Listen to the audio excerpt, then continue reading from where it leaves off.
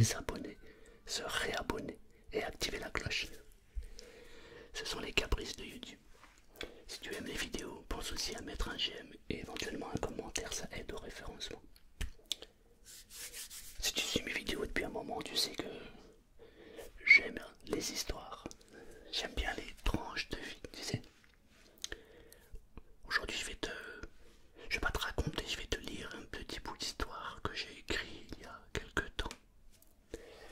Tu sais ce que j'aime dans le processus de l'écriture, mais même dans la lecture, c'est que la différence qu'il y a entre l'écriture, la lecture et la télévision ou le cinéma, c'est que lorsque on lit une histoire, que l'on nous raconte une histoire, on laisse son imagination, comment je pourrais dire, transformer l'histoire. C'est-à-dire que si je te dis Martine était plutôt une femme agréable, qui était ouverte sur le monde, elle n'est pas très grande, elle avait un sourire resplendissant, tu es déjà en train de t'imaginer le personnage. Et si on prend 10 personnes, alors il y a 10 personnes qui vont s'identifier au personnage, mais de manière complètement différente. Et c'est ça que j'aime dans la lecture, dans l'écriture. J'ai donc écrit une petite histoire, alors ce n'est que le début.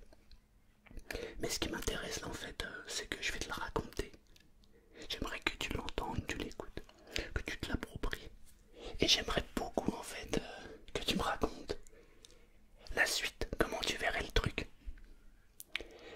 Simplement pour voir en fait comment en lisant tous le même début, on peut modifier complètement une histoire. J'adore ce principe. Voilà. Alors, je vais pas te donner le contexte. Je vais te raconter l'histoire. Et laisse ton imagination faire. C'est une histoire de bandit. Les deux hommes se regardaient à peine. Ils avaient vraiment l'air énervés. Franck, le plus grand des deux, portait des lunettes de soleil en tout temps. Même en pleine tempête, pour rien au monde, il ne les aurait enlevés. Il ne supportait pas que l'on puisse voir ses yeux. Il répétait sans cesse à qui voulait l'entendre. C'est à travers les yeux que l'on peut voir l'âme d'un homme. Pas question qu'on voit la mienne. L'autre, c'était Paul. Lui, sa phobie, et oui, on a tous une phobie, c'était de mouiller ses doigts avant de faire quoi que ce soit. Il ne pouvait pas toucher un objet sans porter ses doigts à sa bouche et de se mouiller le bout des doigts avec la langue. Franck détestait le voir faire ça. Il tournait toujours la tête de dégoût. Imagine, t'es un fou, tu mets tes doigts dans la bouche, mais tu ne sais même pas où tu as mis tes doigts avant de les mettre dans ta bouche. Il se prenait souvent la tête sur ce genre de réflexion.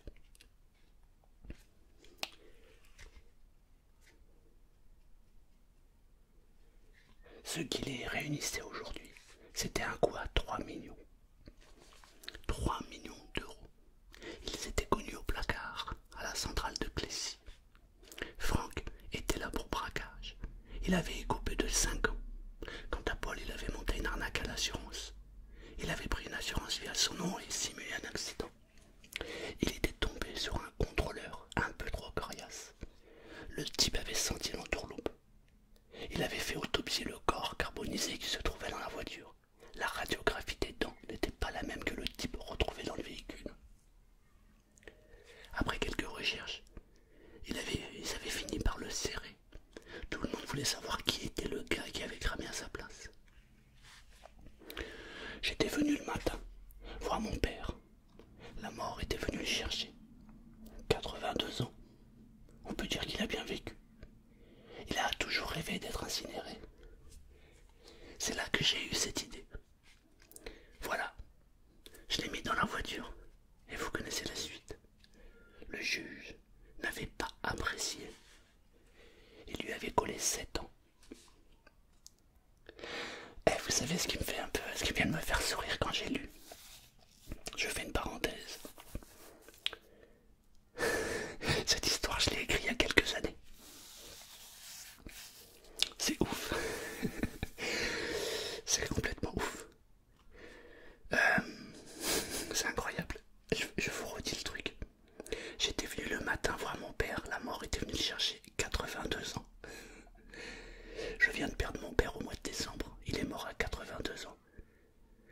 Et il avait toujours rêvé d'être incinéré. Et mon père s'est fait incinérer. Je trouve ça juste incroyable. Je ne parlais plus à mon père depuis des années. Mais c'est fou.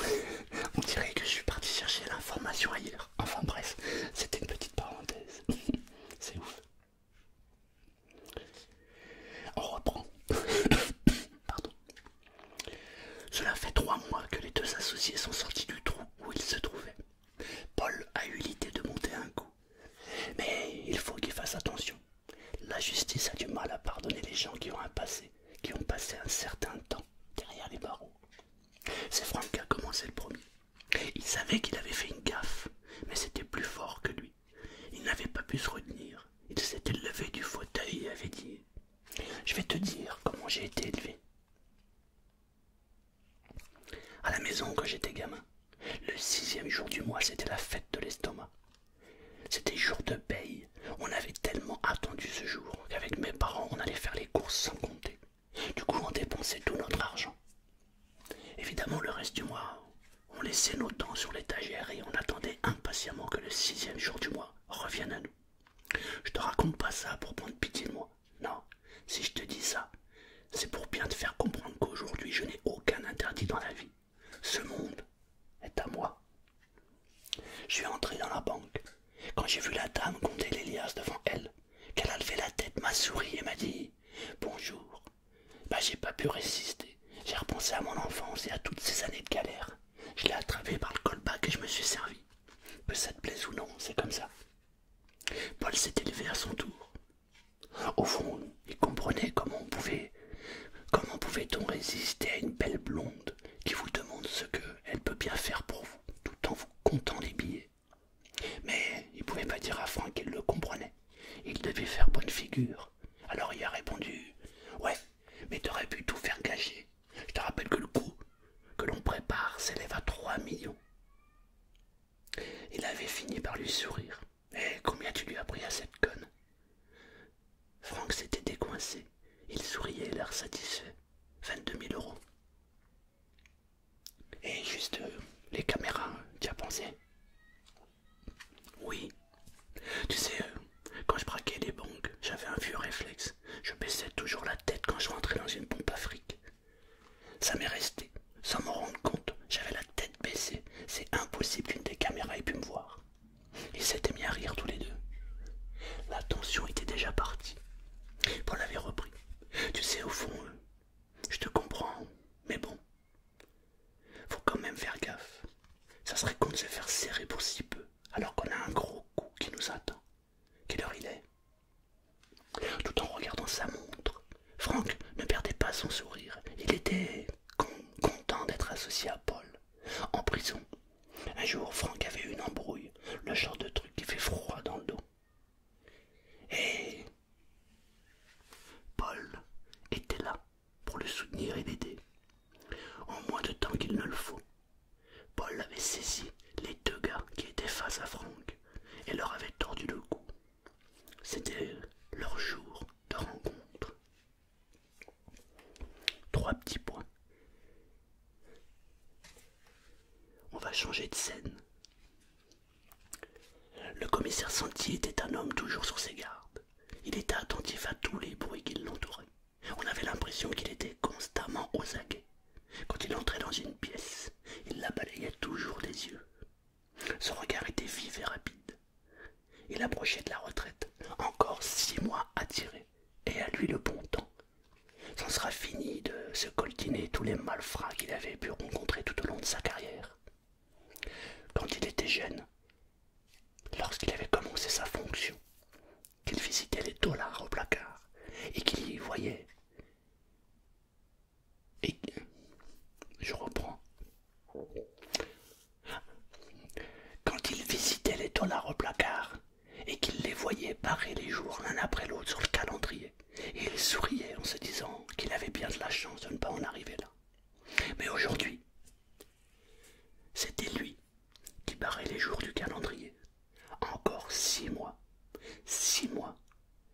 Et la retraite est à moi. Assis devant son bureau, il venait de barrer le 14 février sur le calendrier.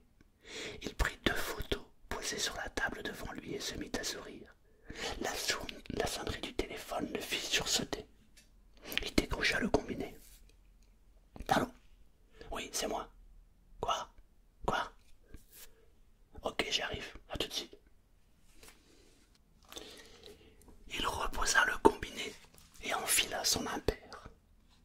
La porte claqua lorsqu'il quitta le bureau.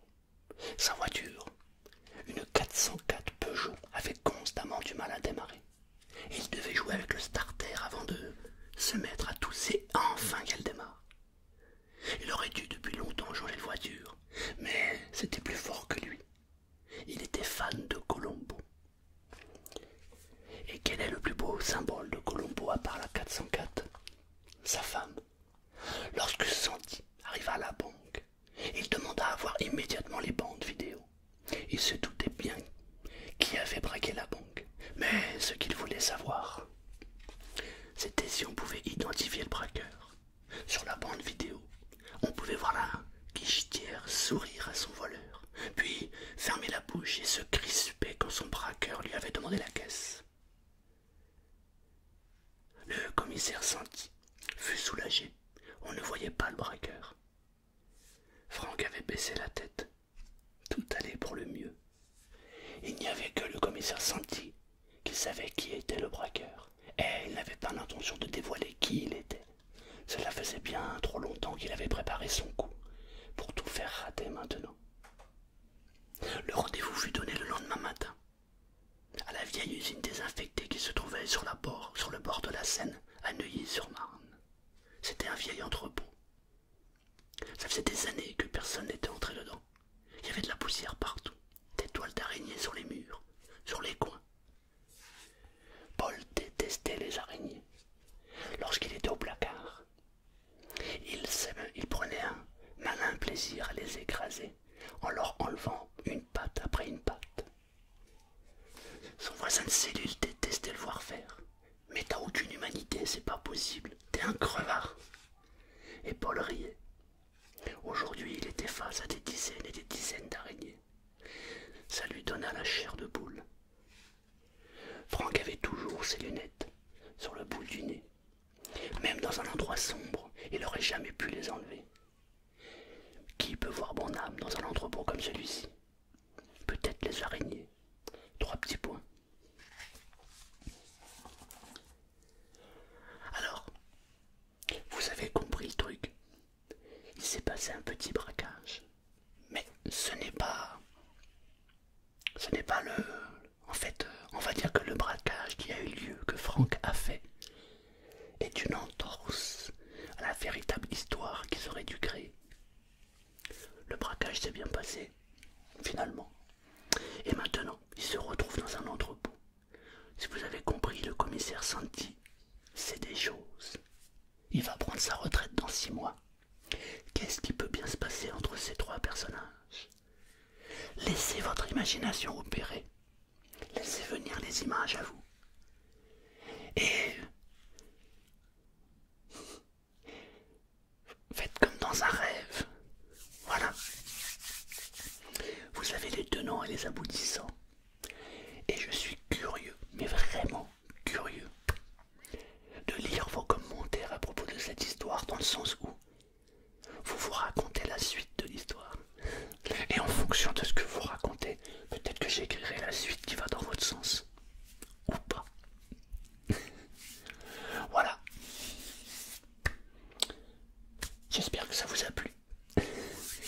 En tout cas, merci de suivre les vidéos et je vous souhaite le meilleur. Maintenant, vous pouvez fermer les yeux. Laissez le sommeil arriver et laissez le rêve vous envahir.